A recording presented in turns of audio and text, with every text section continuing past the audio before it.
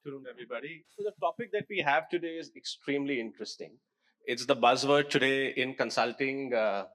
What we say is that we used to consult about this topic one out of thousand cases. Today, this has become one out of two cases, right? So that's how important sustainability is as a buzzword in the boardroom. Effectively, if you just step back and look at why this has become the buzzword, for three key reasons, the three big issues we are facing today. One, we are unsustainably consuming our resources, and therefore there is a lot of talk in the global media among corporate houses on whether we are leaving enough for the next generation. And therefore, conserving resources, uh, circular economy has become a buzzword these days. The second big topic is around climate change. So everything to link to wastage or anything to do with the climate has become a buzzword. And third, general upliftment of people or standard of living are the three big issues. However, if you just step back and look at it, we acknowledge this, but most of us will say that we've done very little about this topic. Today, if you ask me, the panel that we have today is very interesting. We have a divided panel between retail real estate developers and operators, and we have a combination of some really interesting retail brands. So the way probably we could run the panel today is I can let each of my panelists probably speak about 5 minutes about their respective companies, how they're looking at the sustainability agenda. But ideally, we would like to converge and conclude on how how people like us or influencers like us in this ecosystem can work towards this agenda in the long run, given that we have just taken baby steps. So without any further ado, I'll pass the mic to Mukesh sir to probably open the discussion. Thanks, Ashish. I think it's still a very fancy word as of now. Uh, it's gaining ground, but we have a long way to go. Unless we take it out from the drawing room and the boardroom to the gullies and the street, I think we really have to work very hard on this. Uh, the larger corporates, they're still working and they believe in this. They have to take it down the line to people at the mid level. It's very, very important unless we reach there. Because the way consumption is happening in past 10, 20 years, and we are putting a lot of pressure on the environment. So you'll have to find a way out how to handle this. As far as the malls are concerned, we have done quite a bit because it's getting more organized today in terms of recycling water or reduce electricity consumption, having more green area, reduce plastics. We are doing all the, but I think it's very, very small. It's a very fraction. You really have to go a long way, and I think unless you start working together with the retail brands at all levels, including the food, if you look at food deliveries, using so much of plastic. The larger brands still look at the environment sustainability, but the smaller brands still have a lot of challenge in terms of cost. So as I say, we need to work. The government has to work together with the business houses how to reduce the cost, maybe give incentive to produce more environment-friendly products. But I think as of now we started talking about it, and once we reach down the line, I think it's going to improve further. Hi, I'm Bipin. I represent a development company called Prozone Into. We're into developing shopping centers. And I think from our point of view, creating sustainable development started very early. Fortunately, we had our partners from the UK, and they had already, reached a certain level of ECG sort of compliance. And I think the first thing from our point of view always started with on the drawing board, which was the design. And I think while people were really, fancying what Dubai is doing in terms of development, facades, etc., which was big glass facades, we recognized that very early that, every country, every city has its own climatic requirements, etc. So from our point of view, we started looking at how do we design our malls inward looking rather than outward looking. I think from that point of view, this was more about seeing how we can use less energy and create during peak hours, and also ensure that we are able to create our own slowly move towards net zero. We are very far from that, but the initial design was meant to sort of sustain that. From our building point of view, I think a lot of it now I must compliment the environment industry from the point of view of that when you go and now build a new development. And when you go for renewals also, there's a lot of compliances which the industry or the departments are now putting on you to ensure that you become more and more energy efficient, you become more and more sustainable. Few things that we have at our end done, just to quickly tell you, is rooftop solar, for example. In both our centers, we have rooftop solar now, which caters to at least 45% of our overall energy requirements. Of course, tourist treatment plants to ensure that we are a zero discharge building, so we have zero discharge building. Waste management, a lot of the waste that used to come out, which was the wet waste, food waste, was going out. We've tied up with a piggery where they come and pick it up, and that's being used at piggery. So we're trying to do a little bit of our bit to see how we can keep our development sustainable. One thing I think I've realized is that every one of us, most of us rather, when we start something new, we put a capex towards, see how we can do better for the environment and sustainable.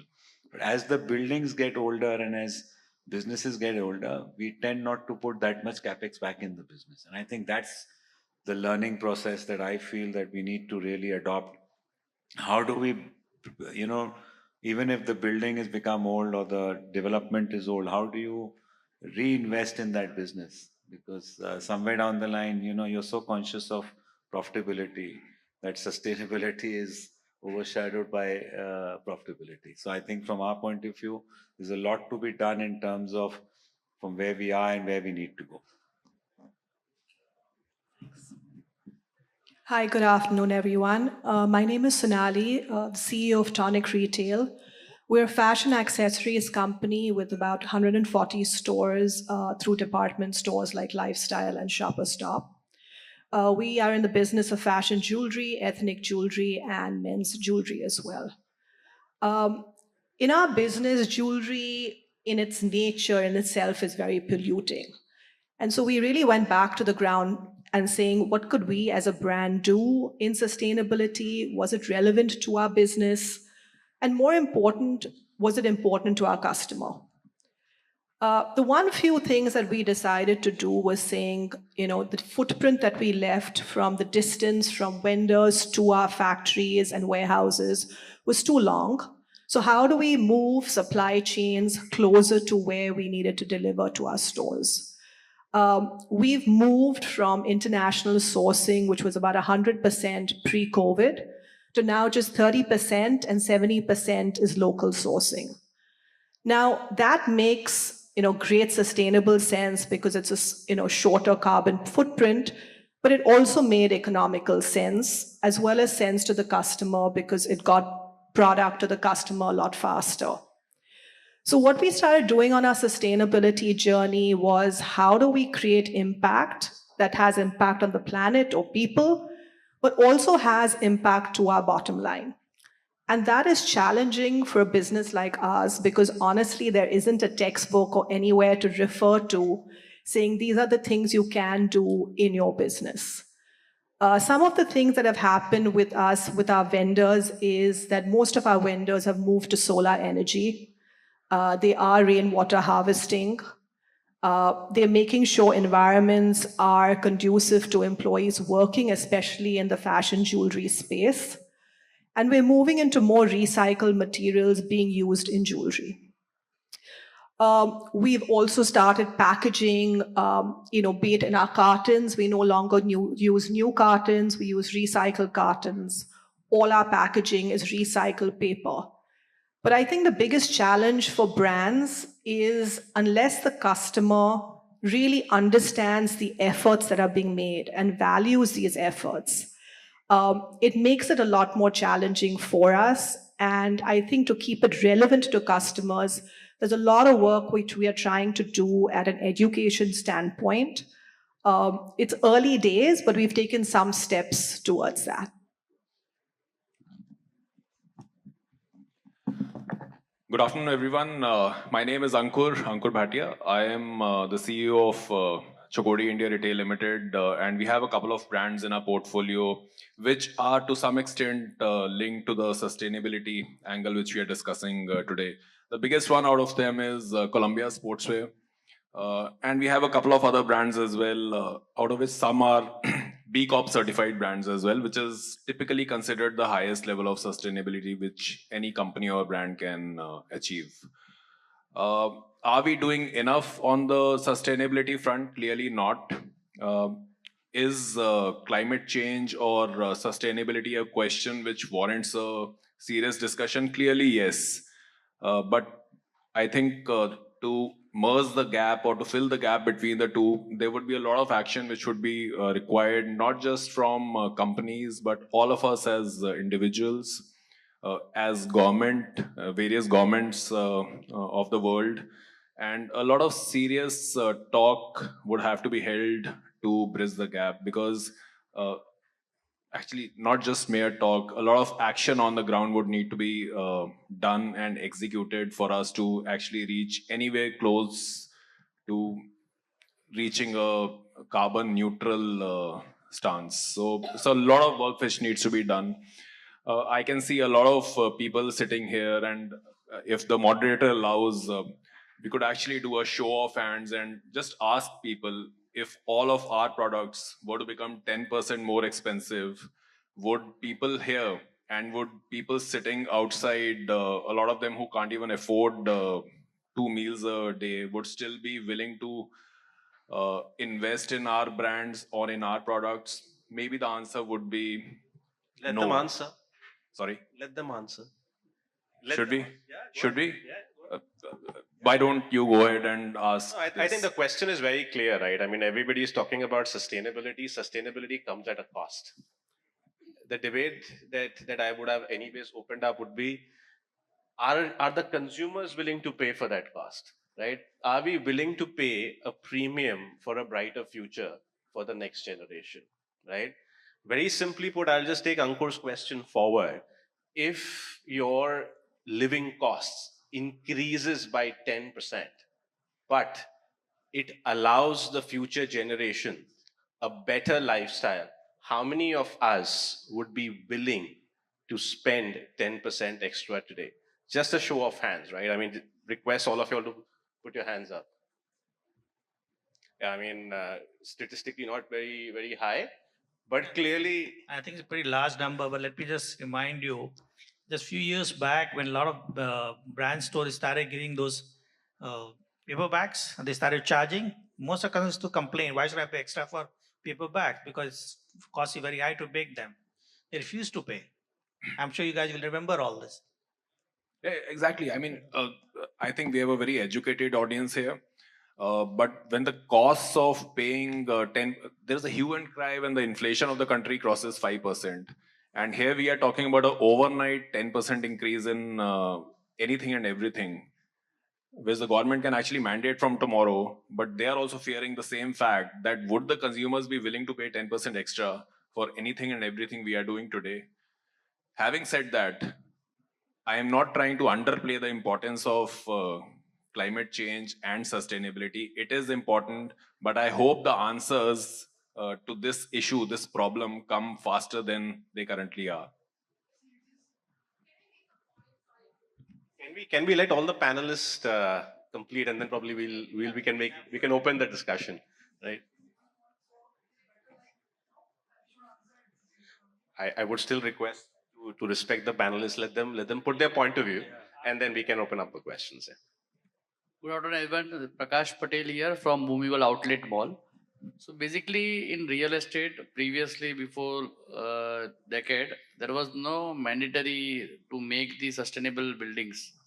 So it is not a like if you don't have HTP, you don't have a treatment plant, it is allowed before. But now it is a mandatory.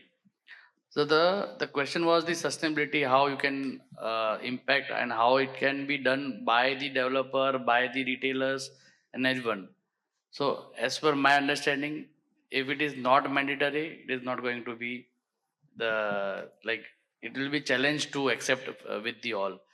Because it was the mandatory. If you want the OC for the building, you have to be you should have the HTP TP plant.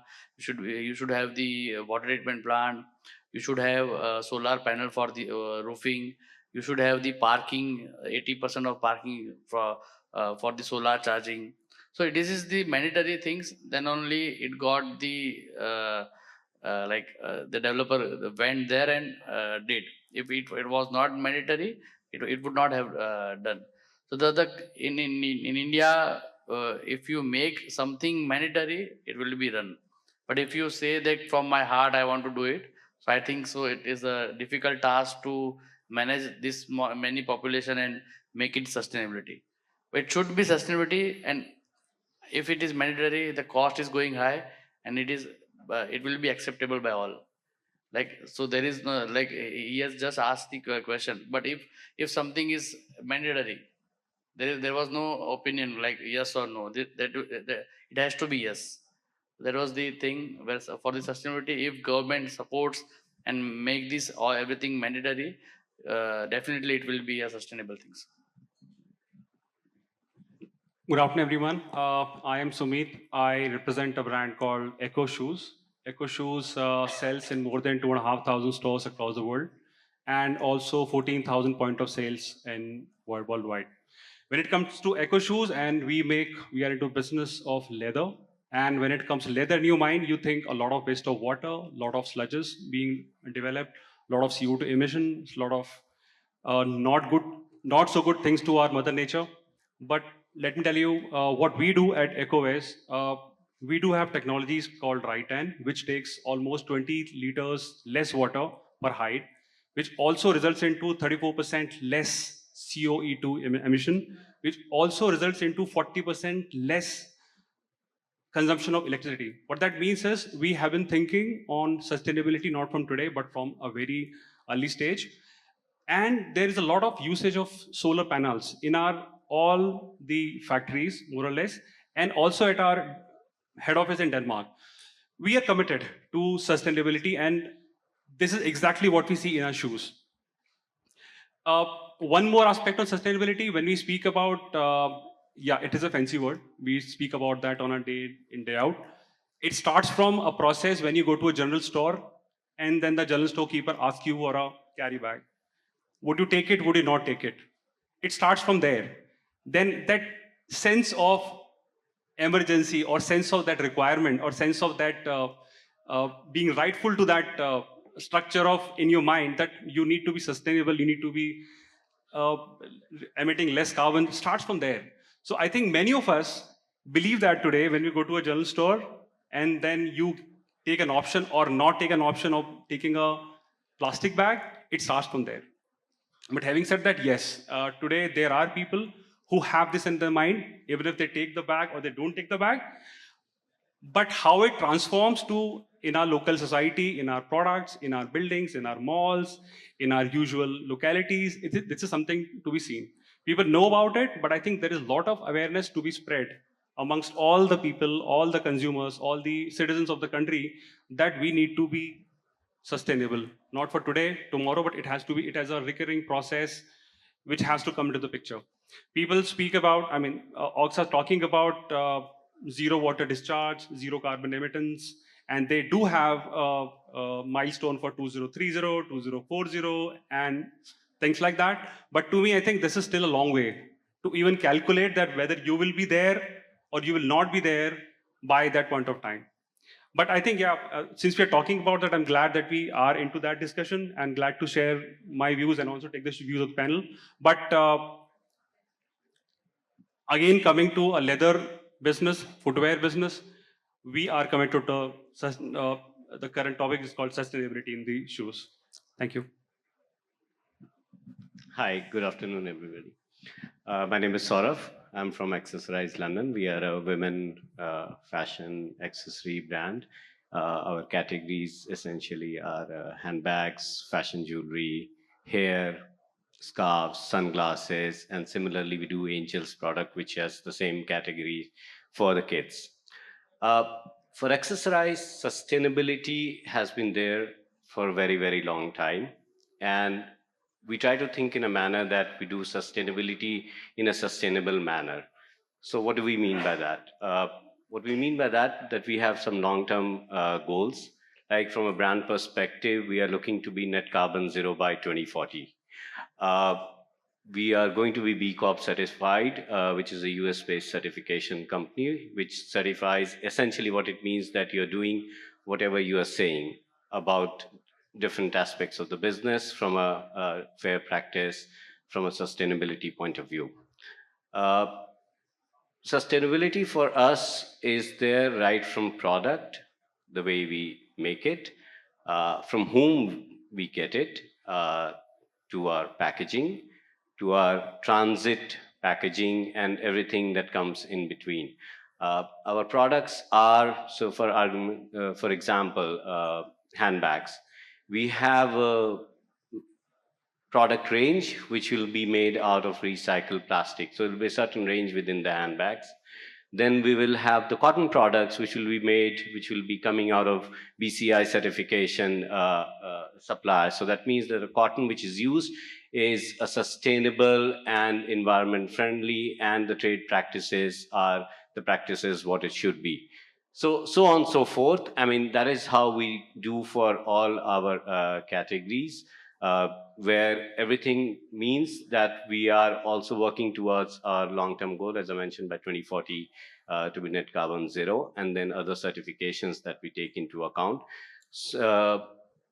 From a brand perspective, we go on to the extent of adopting villages. In Rajasthan, we are working with villages where we work on water harvesting and conservation, and we try to make sure that we are giving back to the society as much as we can. So we take this very seriously from a brand perspective, and that has been there from the very beginning for a very, very long time. And that is how the brand continues to look for it in the future, and we'll continue to make sure that we are giving back to the society and to the environment in as much and as many ways as possible. Yeah. Thank you. Thank you, Saurabh. If the panelists are fine, I can probably pass the baton back to you. Probably you can probably ask the question.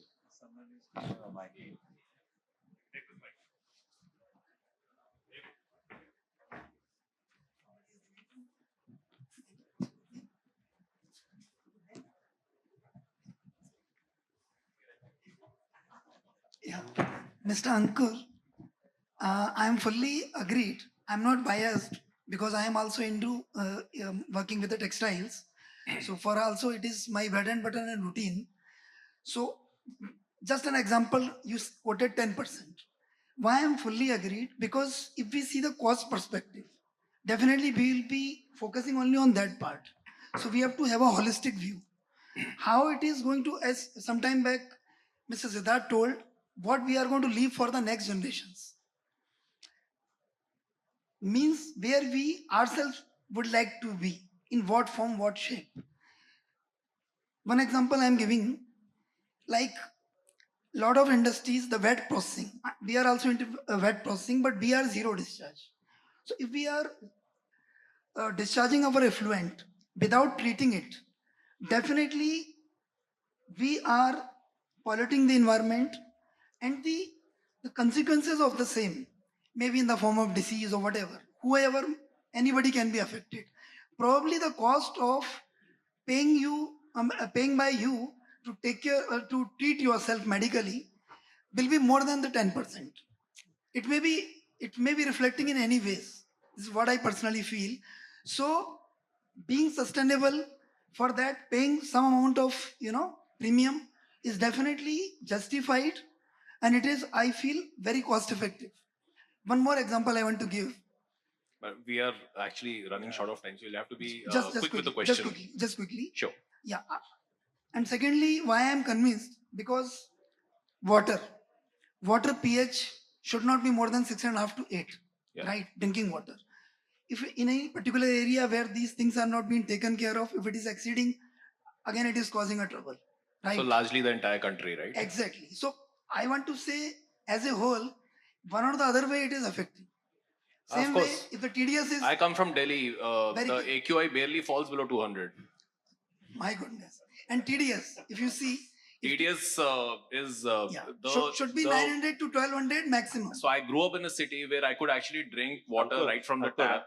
Right. But today, in my city, where I stay currently, the TDS barely falls below 2000. Ankur, I think we should come back to topic. That's okay. So I've concluded. I'm fully So agreed. you have re-emphasized the point that sustainability is not a choice. Right. It's a mandate. It's a Unfortunately, the government is not mandating it as of now, and businesses don't have the financial But wherewithal. it is worth paying. It is worth paying in advance instead of getting other troubles. I'm fully Sir, agreed with you. you believe that, and I'm happy that you do. But when my brand's customers start believing it in majority, that would be the time when I would be forced to offer sustainability as a choice to the consumer. Unfortunately, in today's age, in today's scenario, that's not the case. So that's I'll give you a simple example. Sir.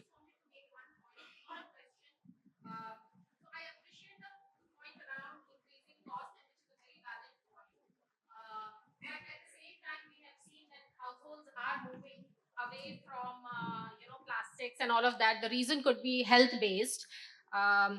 It's going to be a journey, a long one. My only request to brands like yours is you have the capability to make a difference at a larger scale, and somewhere it needs to start. Let's not keep it aside as a fancy word and not work around it. It's the only request I wanted to make to this panel. No, please don't request, because see, we have screwed up the environment in the last 20, 30 years, and we'll have to rejuvenate the environment also in the next 20, 30 years. It's not a choice. Yeah, and it's also a demand and supply gap in terms of the products, right?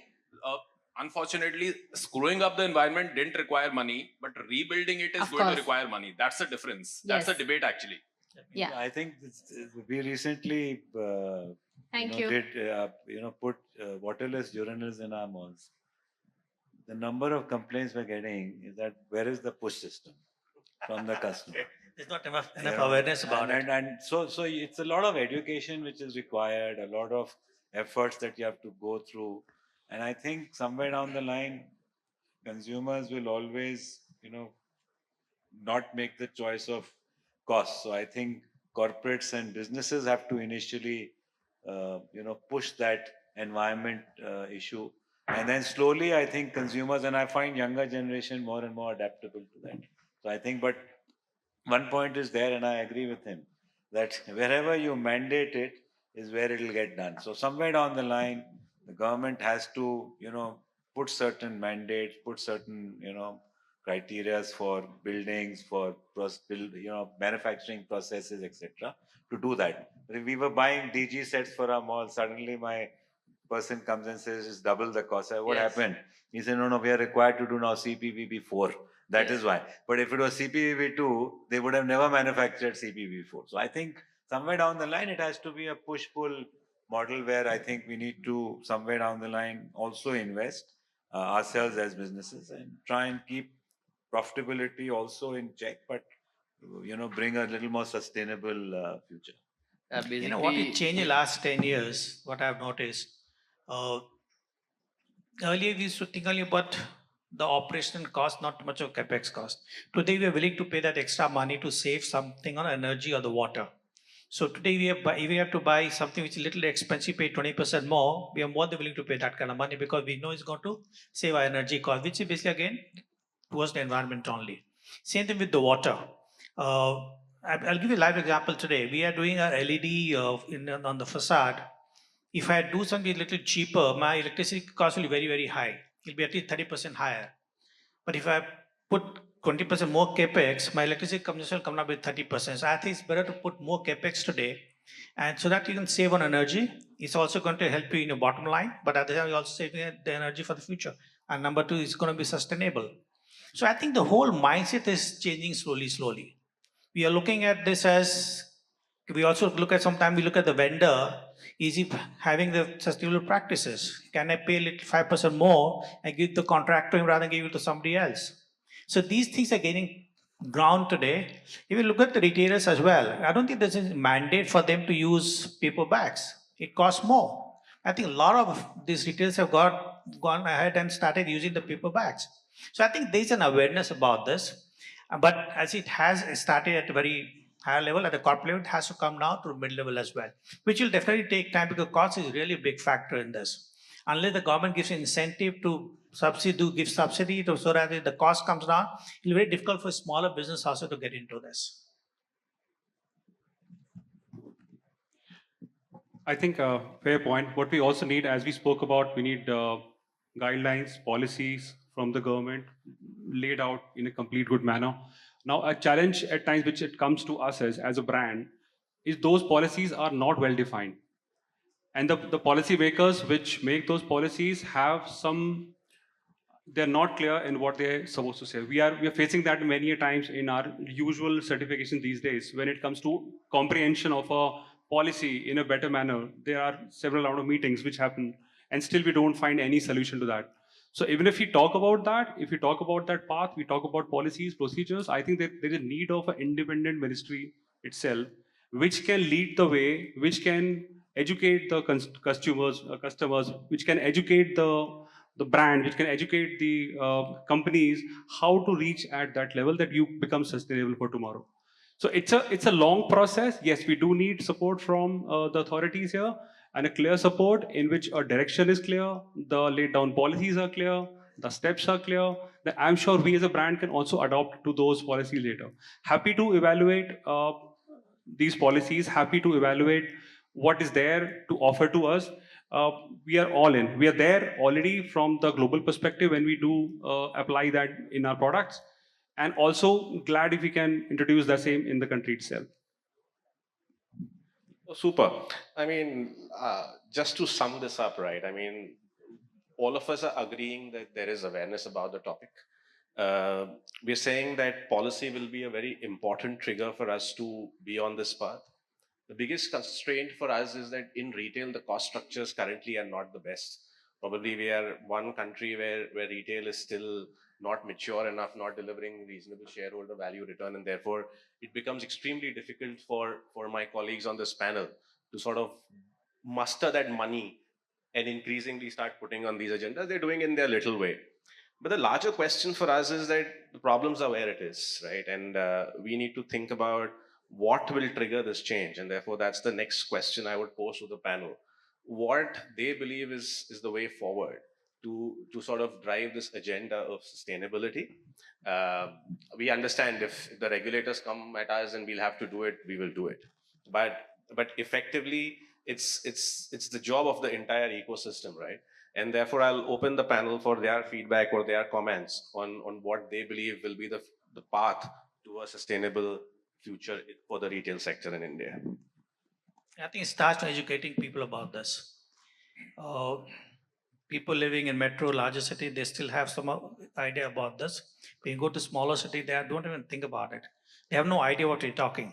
So unless it goes down the line, people across the level, and these norms are more stringent for any factory being set up or residential building being set up or business also being set up. Unless it become more stringent, I don't think it's going to give you any result.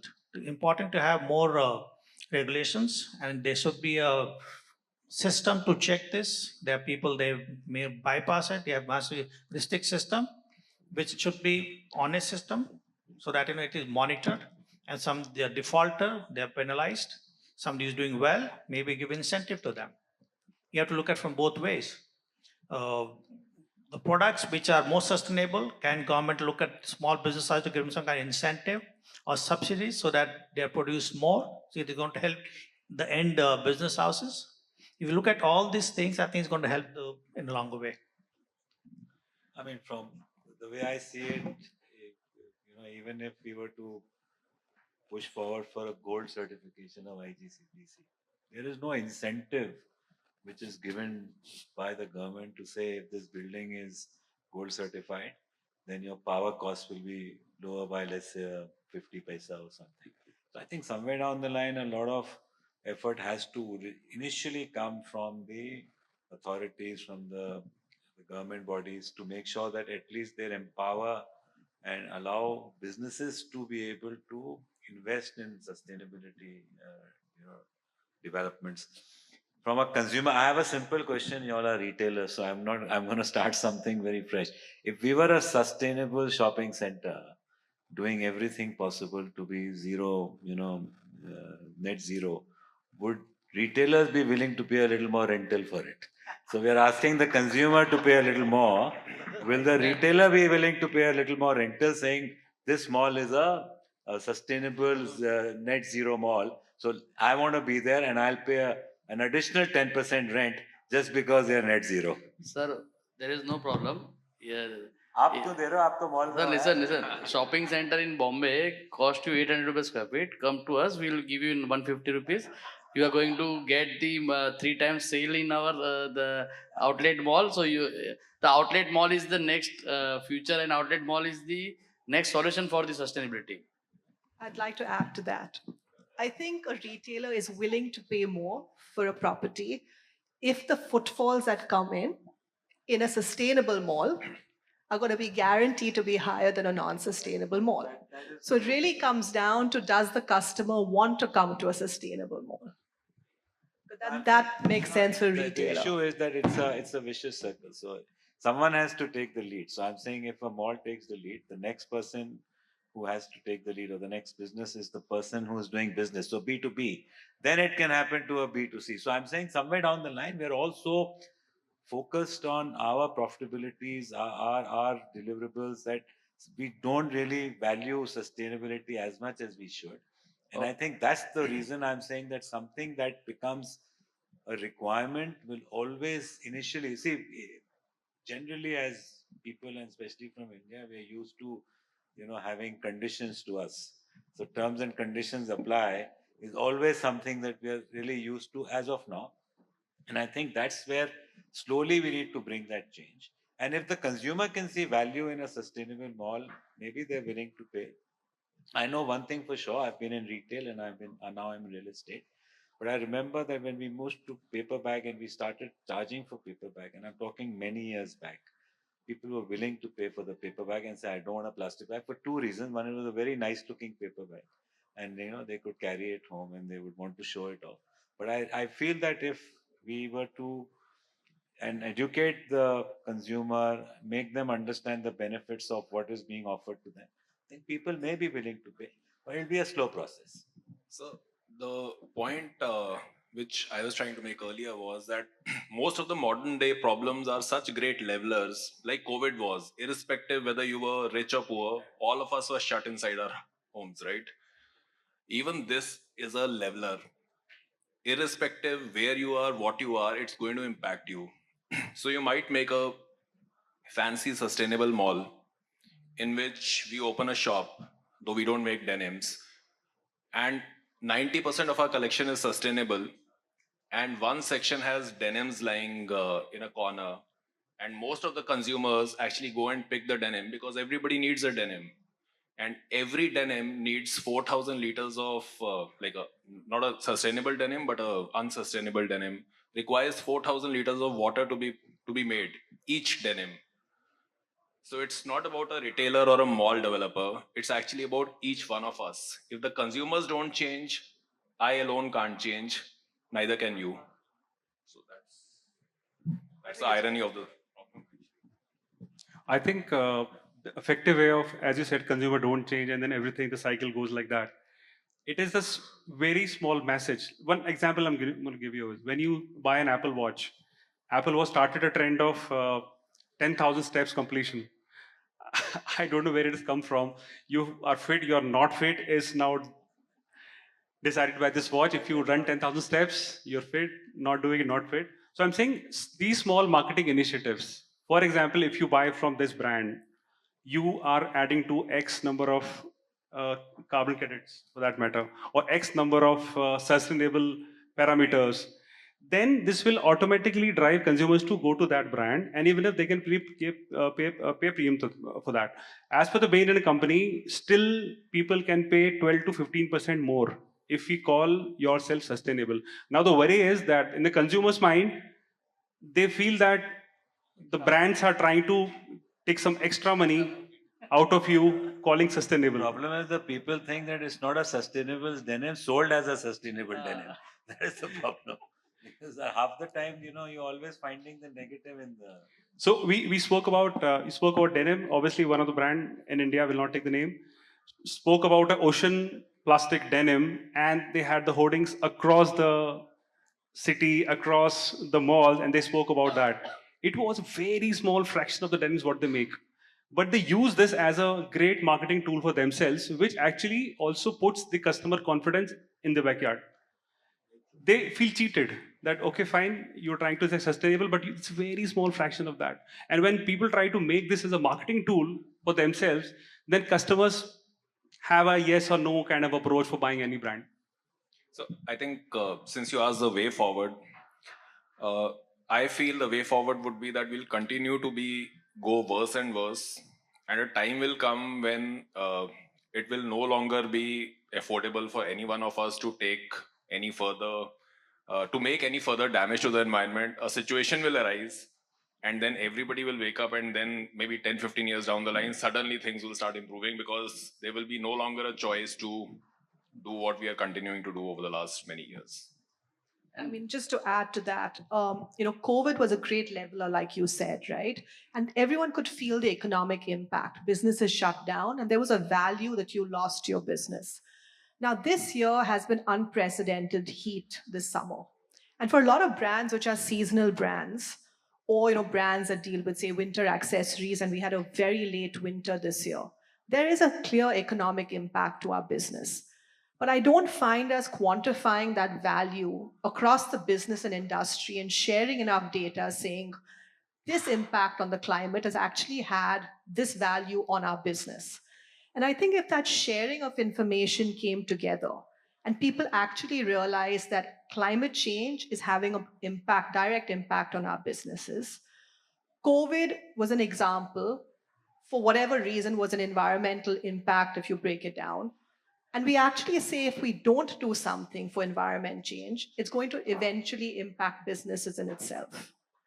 So this is sometimes not just about the customer, but it really is about future thinking and future proofing our own businesses. Any closing remarks? Great. A very interesting discussion. Ankur took it to the bottom, rock bottom, and we were trying to take this topic out, but very interesting. See, in my view, if you have to walk any journey, there is a disruptive way and an incremental way. The disruptive way for us here is where the consumer pays more and the regulators come hard on us, then only this will happen. But unfortunately, the probability of that may be low. If this is an incrementalist journey to what Sir mentioned, right? If the government is able to build a grade point incentive system where companies which are on the sustainable agenda are actually delivering the sustainable agenda get incentivized for that, then you will see some movement in that, right? So probably to sum this up, and we are almost at the nick of time, is that all of us believe that the awareness is high. Increasingly this topic is moving from awareness to a corner pillar to a center pillar of our strategies. But the ecosystem will only develop if the doers or the companies which are on the sustainable agenda are incentivized, rewarded for what they are doing. I mean, that's in sum, the conclusion of this discussion. Thank you very much. I think we'll probably have to close the panel. We are probably a minute away from the time allocated to us. Well, sure, if you have any other questions. Do I see a hand up at the...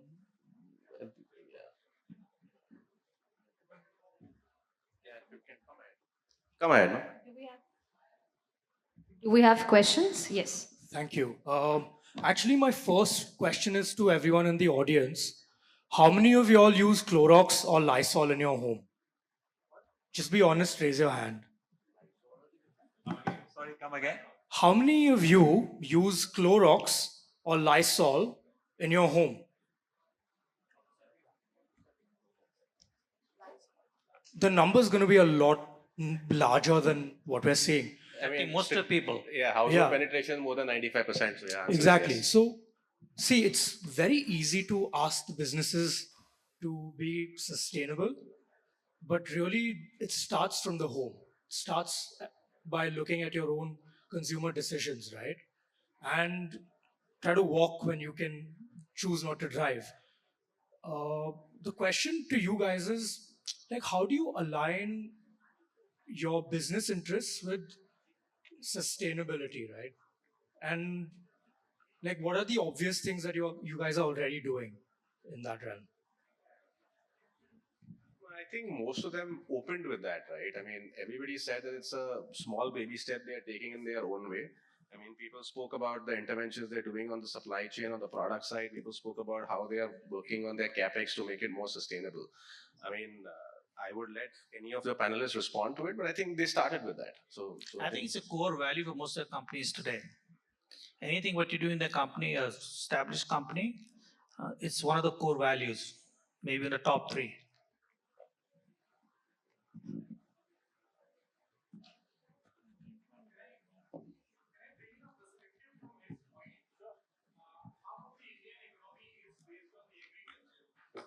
Yeah, hi.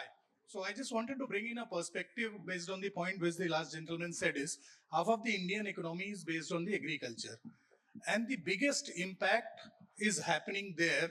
What we are talking today is just on the tip of the iceberg. The kind of chemicals, fertilizers are being used, the poisonous pesticides being used, the growth enhancers being used is phenomenal. And this is not only causing the huge impact to the ecosystem and the climate and the water pollution and soil pollution, this is directly going into our body through the, it's systematically coming into the fruits and vegetable and the grains which we are eating. And it is the cause of the increased instances of the heart disease, cancer, diabetes at younger age right now. And all of us sitting here are in the top 1% of the population of the India. But if we don't take that pledge that we will not consume that produce which is grown unsustainably and chemically, and we are willing to pay that 20-30% extra to the farmer to make him grow in an organic way or a Javik farming or a natural farming, then talking on these things will just be trying to handle the tip of the iceberg. The basic root cause needs to be addressed if we are talking of the sustainability. What we are trying to address is probably top 5%. The 90% is happening in the rural economy, somebody was saying. Actually not. Most of the energy is getting consumed in the top 5% only. The farmers are not consuming energy. So you are talking of a different issue in terms of growing products organically, but they are not the ones who are living in lavish homes and consuming I fully agree. So but everyone, and more so the metros and the city, the people who are sitting here and outside, people like us, have to take that pledge, and not the farmer who's doing that. Absolutely. If he's using pesticides which are not, that's a separate issue. Ankur, see, the topic today was more confined or boxed around retail. Yeah. I agree with you. No, I agree. Most of us sitting here would be in 1%. We'll agree that probably we are. I started with this, right? We are unsustainably consuming the resources. Absolutely. It's not going to be good for the future. I think everybody echoes that point. I think it's just probably that this panel probably is not the most apt panel to respond to your question. Yeah. I think with that we'll close this panel. And I want to ask you just one question. Yeah. There are a lot of organic food in the market. Do you buy them? It's 30% higher. Yeah. So you're contributing. Yeah, so that's everybody has to contribute like this. Absolutely. That exactly is the point. I'm not raising question or anything, but I just wanted to bring in a perspective that a lot of damage is happening at the base level, which is in the villages and the rural economy. I agree that the energy consumption is much lower there, but there is a lot of other impacts which is happening on the environment there. I just have one more thing. Today when we are hiring, right, fresh graduate from an MBA school, when we're interviewing, we're not asking how much do you know about sustainability and can you help my business getting more sustainable? So today, to find a team within your organization to take time out to build a sustainable business or sustainable practices, we also need team members who are aware of how to do it, how to track it, how to measure it, and how to execute it. And unfortunately, I don't think colleges or schools are teaching how to do this. So the question is, how do we even begin if we don't have the knowledge set needed to do this right? And knowledge sharing today in our business, if I have to say, let's get jewelry manufacturers and businesses together and let's knowledge share how to be sustainable as an industry, I don't think that's very forthcoming right now. And I think that is something as industries we have to share more information that we're doing right or wrong.